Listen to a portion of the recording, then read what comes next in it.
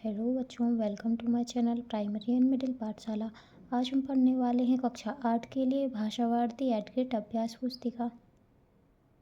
पाठ 3 मध्य प्रदेश की संगीत विरासत। बहुविकल्पीय प्रश्न। प्रश्न 1, भारतीय संस्कृति की आत्मा किसे कहा गया है? ऑप्शन सी, संगीत को।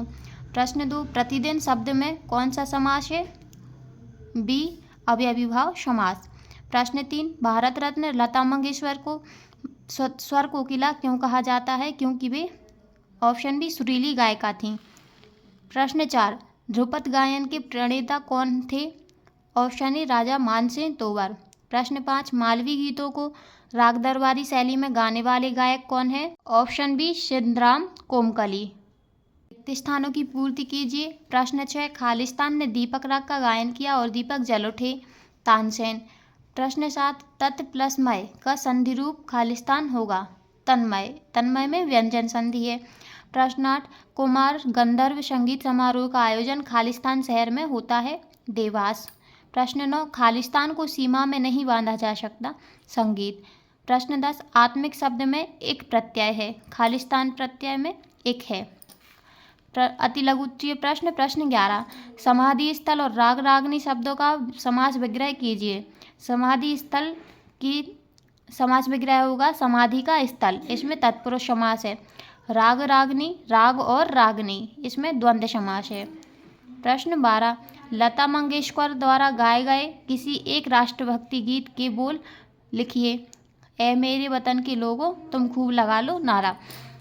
प्रश्न 13, बादशाह अकबर ने तानसेन से क्या हट की थी? बादशाह अकबर ने तानसेन से दीपक राग गाने की हट की थी। प्रश्न 14, उस्ताद अलाउद्दीन खां क्यों प्रसिद्ध हैं? उस्ताद अलाउद्दीन खां एक विश्व प्रसिद्ध सरोद वादक थे। उन्होंने मेहर बैंड शैली की स्थापना की थी। लघु उत्तरीय प्रश्न। प्रश्न 15, किन्हीं 5 वाद्य यंत्रों के नाम लिखिए। उनमें से किसी एक वाद्य यंत्र को बजाने वाले प्रसिद्ध संगीतकार का नाम वाद्य यंत्र के नाम के सामने लिखिए। सरोद उत्साह अलाउद्दीन खां, सितार पंडित रविशंकर, बांसुरी हरिप्रसाद चौरसिया, तबला जाकिर हुसैन, शहनाई उस्ताद बिस्मिल्लाह खान। प्रश्न 16, लता जी को समूचे राष्ट्र की गायिका क्यों कहा जाता है?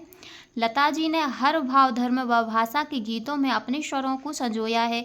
उनके गीतों ने पूरे देश के लोगों को एक सूत्र में जोड़ा है, इसलिए उन्हें समूचे राष्ट्र की गायिका कहा गया है। प्रश्न 17, अपने क्षेत्र के किसी एक लोकगीत की 4 पंक्तियां लिखिए और यह भी बताइए कि इसे कब गाया जाता है। होरी खेल रहे नंदलाल मथुरा की कुंज गलिन में, उड़त गुलाल लाल छय वादर मारत भूर पिचकारी। यह एक फाक लोकगीत है, होली के अवसर पर गाया जाता है।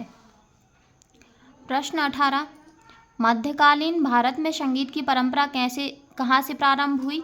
इस स्थान पर संगीत से जुड़ा कौन सा आयोजन होता है?